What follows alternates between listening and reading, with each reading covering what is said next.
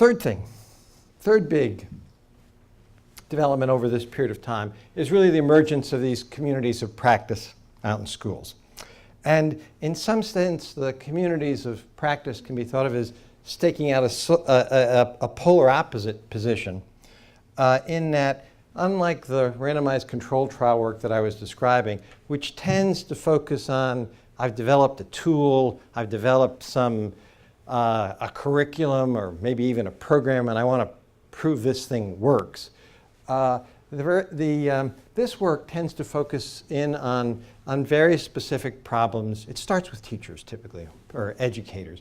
Very specific problems they're confronting in your classrooms or schools. So it's, in that sense, it's much more contextually bound, where the other work tends to be, tries to essentially be contextually neutral, if you will. And it's also different in that this engages teachers as active problem solvers. It identifies problems in their work, and rather than seeing educators as passive recipients of knowledge produced by others, which they then are to implement, it sees practitioners as active knowledge workers.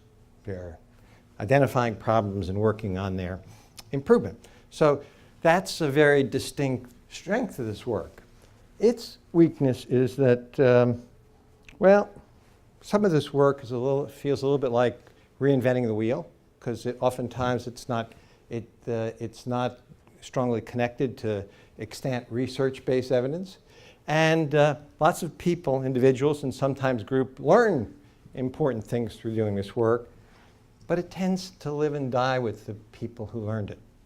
It does not have good mechanisms embedded in it for accumulating what we might think of as a practical knowledge base, so that those who come after can at least start with what those who worked on this before have already learned.